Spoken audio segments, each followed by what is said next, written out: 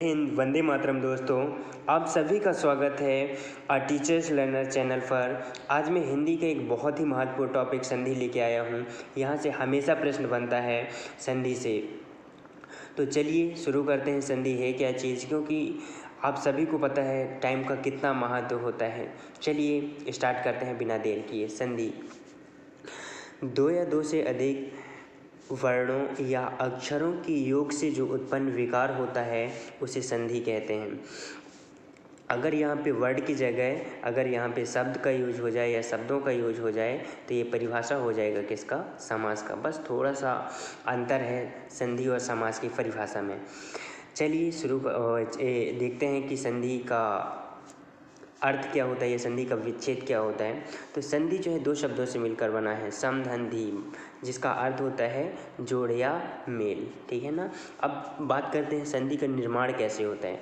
तो ये बड़ा ध्यान से समझेंगे आप लोग इसे, कि अब पहले शब्द के अंत और दूसरे शब्द के प्रारंभ से पहले शब्द के अंत और दूसरे शब्द के प्रारंभ से मिलकर जो है संधि का निर्माण होता है। कैसे, जैसे बात करूं मैं उपाध्यक्ष की, उप धन अध्यक्ष।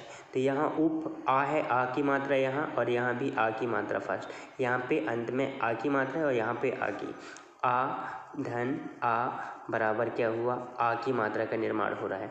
तो उप धन अध्यक्ष बराबर क्या हुआ, उपाध्यक्ष। तो बीच में ये आ की मात्रा ऐड हो गया है।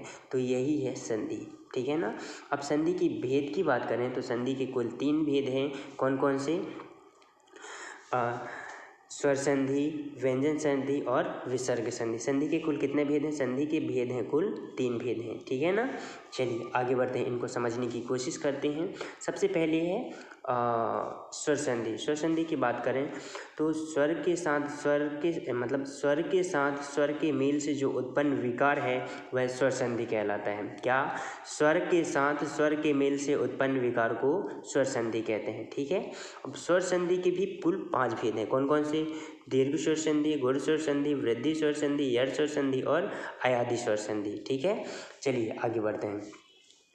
अब इनको भी समझने की कोशिश करते हैं। सबसे पहले दीर्घ स्वर संधि। दीर्घ स्वर संधि की बात करें तो जब दीर्घ मतलब होता है, नाम से स्पष्ट होता है, बड़ा। ठीक है।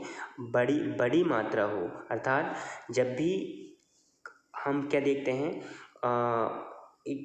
एग्जाम्पल्स देखते हैं, देवागमन, मतानुसार, परीक्षा व गुर में विद्यालय जब देखते हैं ना, तो इसमें जब भी बीच में बड़ी मात्रा होता है तो यह क्या होता है, दीर्घ स्वर संधि। ठीक है। एक चीज़ इसमें ध्यान रखेंगे आप लोग दीर्घ स्वर संधि में, कि बड़ी मात्रा तो है, ठीक है, लेकिन इसका निर्माण कैसे होता है? इसका जो निर्माण होता है ना वो सजातीय होता है। कैसी सजाती? जैसे मैं बात करूँ, आ धन आ बराबर क्या हुआ, ये आ की मात्रा हुआ। ठीक है ना।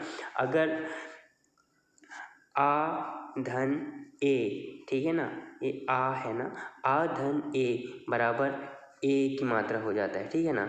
तो ये क्या हुआ, ये आ और ये क्या हुआ, ये जो बन रहा है, नया बन रहा है, ये विजातीय बन रहा है, मतलब एक जात का नहीं।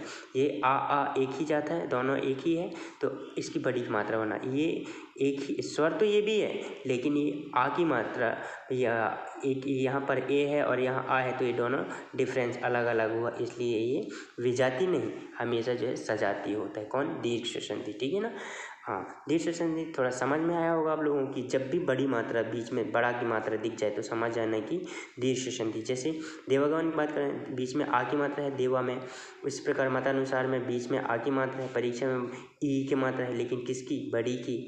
तो जब भी बीच में बड़ी मात्रा हो, ठीक है ना, तो वहाँ पर कौन सी संधि होता है? दीर्घ स्वर संधि। ठीक उसी प्रकार वाग्वर्ण में ओ की मात्रा तो है, लेकिन कौन सी ऊ की मात्रा है? बड़ा ऊ की मात्रा है। कौन सी? बड़ा ऊ की मात्रा है।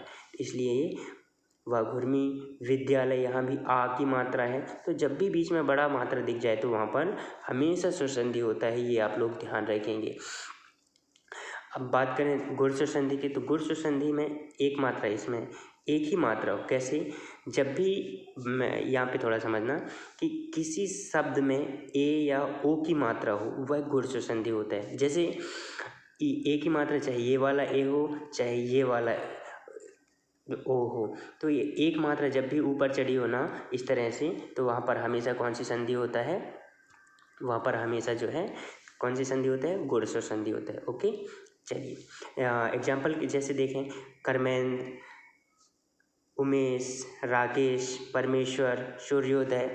तो इस तरह से जब भी मात्रा होता है ना तो कौन सी संधि होता है, हमेशा एक मात्रा जब होता है ना तो गुण स्वर संधि होती है, आप लोग ध्यान रखेंगे। चलिए आगे बढ़ते हैं। वृद्धि स्वर संधि, वृद्धि स्वर संधि की बात करें तो वृद्धि स्वर संधि क्या होता है कि इस नाम से स्पष्ट है, एक मात्रा जो है इसमें बढ़ गया है, अर्थात ये एक मात्रा इसमें बढ़ गया है। जब भी एक मात्रा इस तरह से बढ़ जाता है ना, इस तरह से, तो किसी भी शब्द में ए नहीं, माफ़ कीजिए, यहाँ पे ये आई की मात्रा है, ठीक है ना, आई की मात्रा है। इस तरह से किसी भी शब्द में, यहाँ पे ऐसे डंडी लगा दीजिए, किसी भी शब्द में ऐ या औ की मात्रा हो वहाँ पर हमेशा वृद्धि संधि होता है। जैसे यहाँ एग्जाम्पल देखेंगे, एक, तथैव, महेश्वर, महोषध, फनौषध। तो औ ए आई एक मात्रा है ना, ए की मात्रा, यहाँ पे औ की मात्रा है ना, तो जब भी दो डंडी ऊपर चढ़ी हो ना तो समझ जाइए आप लोग कि वृद्धि स्वर संधि ही है, दूसरा कोई स्वर संधि नहीं इसमें। ओके, चलिए बात करें यड़ स्वर संधि की। मतलब इसको साफ साफ है, आप थोड़ा ध्यान से समझेंगे इसको। या रा वा के पहले जब भी आधा शब्द आ जाए ना, जैसे कि प्रत्येक, अत्याचार, स्वागत, न्यून, तो प्रत्येक या के पहले आधा ता है, यहाँ पर या के पहले आधा ता है, यहाँ पर भी वा के पहले आधा सा है, यहाँ पर भी या के पहले आधा ना है। तो जब भी इस तरह से हो ना, आधा या रा वा के पहले अगर आधा शब्द आए तो समझ जाइए कि वहाँ पर यड़ स्वर संधि है, ठीक है ना। ओके, चलिए आगे बढ़ते हैं। अयादी स्वर संधि की बात करें तो मतलब अयादी शब्द जो है यह 3 अक्षरों के होंगे और उच्चारण आय, आय, आओ या आओ हो जाता है तो कौन सी संधि होता है, अयादी संधि होता है, ठीक है। जैसे बात करें पवन, पवन 3 अक्षर का है, पवन, नयन, शयन, गायक, पवित्र, गायक, पावन, पावक, भावुक, नाविक, नायिका, सायिका। अगर इसकी संधि विच्छेद करें जैसे पवन की, तो क्या होता है, पो, धन, अयन, ठीक है ना। तो ये पो, आ, ए, ठीक है, आय, आय है ना यहाँ पे पवन, तो ये जब भी आय, ये पहली आय या आय या आओ या आओ हो ना तो समझ जाइए कि ये अयादी संधि है। पहले तो ये देखिए कि 3 अक्षरों का है कि नहीं, 3 अक्षर है, अयादी संधि लगा दीजिए। ओके, चलिए आगे बढ़ते हैं। बात कर रहे हैं अब व्यंजन संधि की। तो व्यंजन संधि क्या है, एक सेकेंड, व्यंजन संधि क्या है कि मतलब कहीं भी अगर हमें कहीं भी अगर हलंत दिख जाए ना तो वहाँ पे व्यंजन संधि होता है। किसी व्यंजन का मेल स्वर या अन्य व्यंजन से हो तो वहाँ पर कौन सी संधि होता है, व्यंजन संधि होता है। एग्जाम्पल की बात करूँ तो दिग्गज, दिग्गज को हम जैसे देखते हैं ना तो दिक, धन, गज, अधः का है, दिक अधः का है। जब भी अगर हलंत दिख जा रहा है आपको, अगर जब भी हलंत दिख जा रहा है तो तुरंत आँख मूंद के लगा दीजिए आप लोग कौन सी, व्यंजन संधि। ठीक उसी प्रकार दिगंबर की बात करूँ, दिक, धन, अंबर, यहाँ पर भी दिग्दर्शन, दिक, धन, दर्शन, दिग्दर्शन हुआ। और ठीक उसी प्रकार दिग्दर्शन देखते हैं तो दिक, धन, दर्शन में अधः का है। ये जब भी हलंत दिख जाता है ना इस तरह से, जब संधि विच्छेद करते हैं, जैसे ऋग्वेद की बात करूँ ऋक, धन, वेद, जगदीश की बात करूँ जगत, धन, दीस, उन्माद की बात करूँ उत, धन, माद। ये एक बात बता दे रहा हूँ मैं आप लोगों को, बहुत ही इसको ध्यान से समझना कि मैंने जितने भी एग्जाम बस लिए हैं ना इसमें, ये इस वीडियो में, वो सब बहुत ही महत्वपूर्ण है। और ये सबसे महत्वपूर्ण बात ये है कि वो एग्जाम्स में आए हुए हैं और आगे भी आने की इनकी पॉसिबिलिटी है, इसलिए इनको मैंने रखा है ताकि अगर आप कि एग्जाम्स में ये आते हैं एग्जाम्पल तो आप लोग इसको जो है अच्छा से कर पाएँ, ठीक है।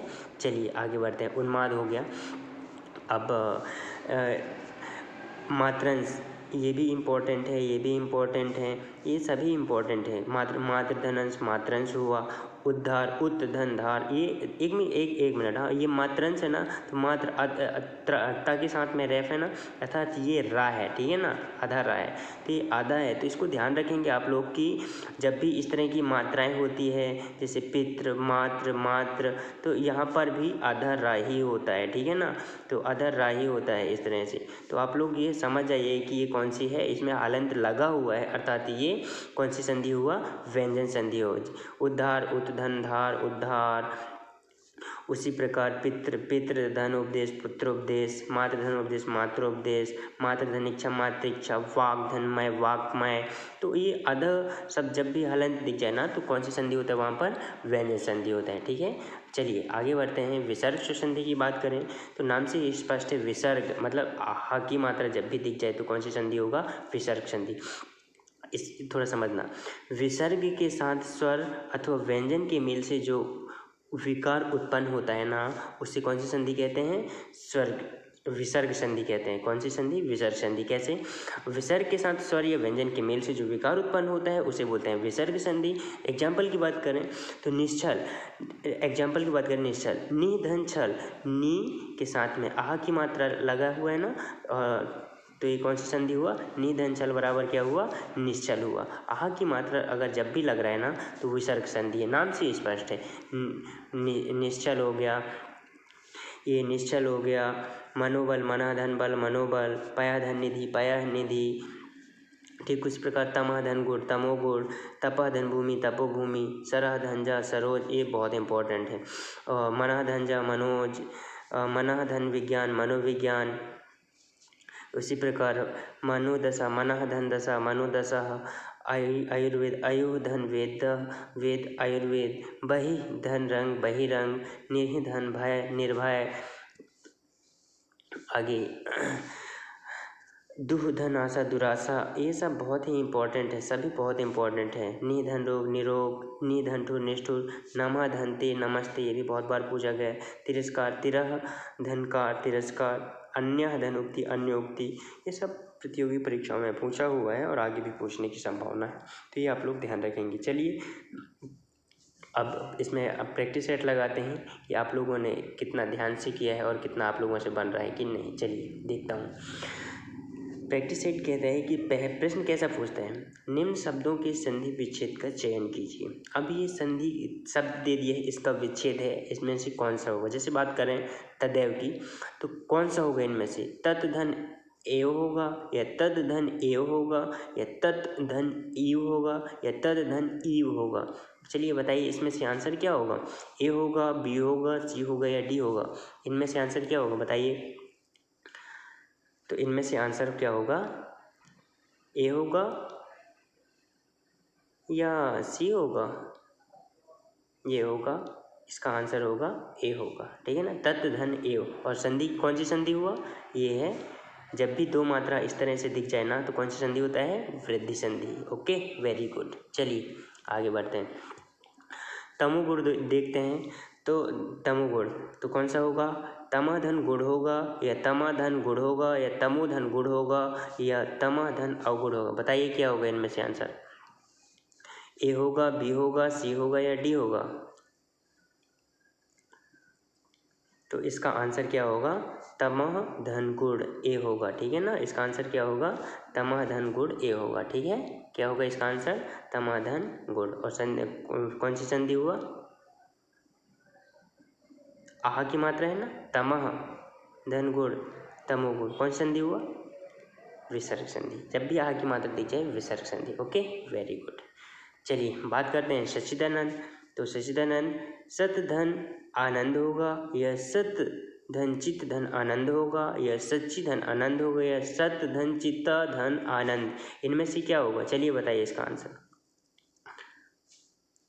चलिए मैं आप लोगों के लिए इसमें दो ऑप्शन हटा दे रहा हूँ, ए हटा दिया और सी हटा दिया। अब आप लोगों के लिए दो है, बी है और डी है। क्या होगा इनमें से आंसर बताइए।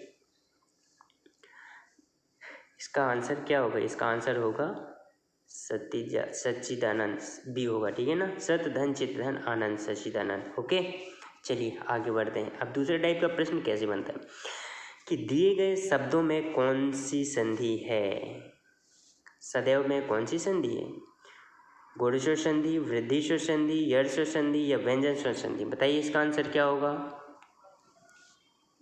इसका आंसर क्या होगा। चलिए मैं आप लोगों के लिए इसमें भी दो ऑप्शन हटा दे रहा हूँ, आपके लिए सी और डी हटा दिए। इसका आंसर क्या होगा, ए होगा या फिर बी होगा। बताइए क्या होगा, इसका आंसर होगा बी। बहुत अच्छा। क्यों? क्योंकि जब भी आप लोगों के लिए दो मात्रा ऊपर दिख जाए, चाहे ये वाला दो हो चाहे ये वाला दो हो, तो समझ जाइए कौन सी संधि है, वृद्धिश्वर संधि। ओके, तो इसका आंसर क्या होगा, बी हो। ओके, बहुत सही। चलिए आगे बढ़ते हैं।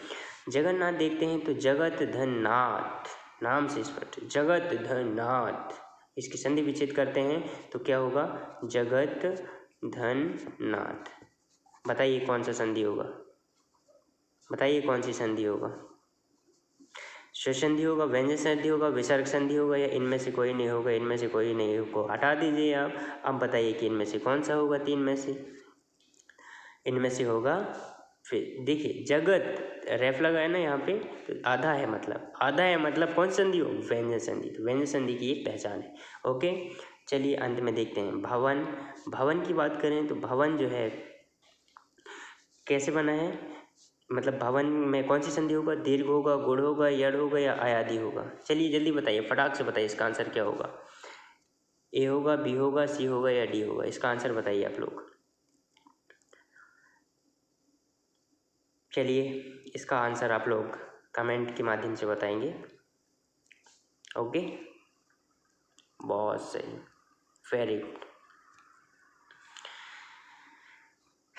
ये आप लोगों के लिए है थोड़ा, ये जो व्यक्ति है इसको ध्यान से समझेंगे आप लोग। ये जो व्यक्ति है बीच राह में खड़ा हुआ है, एक रास्ता लेफ्ट है, एक रास्ता राइट है। अब ये एक रास्ता, ये कौन सी रास्ता में जाए जिससे ये इसको राइट डायरेक्शन मतलब सही दिशा मिले, और कौन सी रास्ता में जाएगा कि गलत डायरेक्शन मिलेगा। मैंने ये इसलिए लिया है चूँकि कभी कभी होता है ना कि हम लोग जो है अपना जो वे होता है उस वे से हट जाते हैं या भटक जाते हैं। तो उनके लिए है ये कि हम जो है पढ़ तो रहे हैं, लेकिन कभी कभी क्या करते हैं कि पढ़ने के चक्कर में थोड़ा सा मोबाइल से मतलब पढ़ाई कर लें, उसके चक्कर में कभी कभी कहीं दूसरा वीडियो देखने लगते हैं, कभी मूवी देखने लगते हैं। तो ये सब ना करके हम अपनी जो टारगेट है, अपना जो एम्स है, अपना जो लक्ष्य है उस पर फोकस करें तो फाइनेस्ट होगा। क्यों, देखिए आजकल जो है टेलीग्राम भी है, टेलीग्राम में आप जाएंगे तो वहाँ पे तरह तरह की क्विज़ेस होती हैं, उनमें पार्टिसिपेट कीजिए, या फिर इस तरह से वीडियो देखिए। मैं ये नहीं कहता कि केवल मेरा ही वीडियो देखिए आप लोग किसी का भी कोई एक अच्छा से चैनल जो है सब्सक्राइब कर लीजिए। क्या है ना, ज्ञान जो होता है ना वो कहीं से भी मिल रहा है तो लेना चाहिए, उसको ठुकराना नहीं चाहिए। क्यों? क्योंकि सीखना जो है ना जीवन पर्यंत होता है, आदमी को कभी जो है सीखने से भटकना नहीं चाहिए। तो मैं तो अपनी बात बताऊं कि अगर मुझे कहीं से भी ज्ञान मिल रहा है ना, बस वो ज्ञान सही होना चाहिए, मैं उसको ले लेता हूँ। इसलिए वो बोलते हैं ना कि अगर सही समय में ट्रेन का रिजर्वेशन नहीं करवाया आपने तो फिर आपको यात्रा जो है खड़ी खड़ी करनी पड़ती है, क्योंकि सीट फुल हो जाती है। ठीक वैसे ही अगर हमने अपना जो डिसीजन है सही समय पर सही नहीं लिया कि अभी हमको करना क्या है, हमारी उम्र क्या है, क्या करने का है, और हमारी माँ बाप, हमारे पेरेंट्स जो है हमको किस तरह से पढ़ाया लिखाया है, उसका हम कैसे सदुपयोग करें, अगर ये हम देखते हैं ना तो निश्चित ही डेफिनेटली हम जो है राइट डायरेक्शंस में जा रहे हैं, अदरवाइज़ रॉन्ग डायरेक्शन में। अब चूज़ आप लोगों को करना है कि आप लोगों को राइट डायरेक्शन में जाना है या फिर रॉन्ग डायरेक्शन में। बस मैं इतना ही कहूँगा आज, ठीक है ना। और ये है अपना चैनल है टीचर्स लर्नर, आप लोगों को खैर पता ही है। अगर आप लोग नए हैं तो खैर सब्सक्राइब के लिए कहूँगा नहीं मैं, क्योंकि आप लोग खुद ही समझदार हैं। चलिए, थैंक यू, जय हिंद, वंदे मातरम।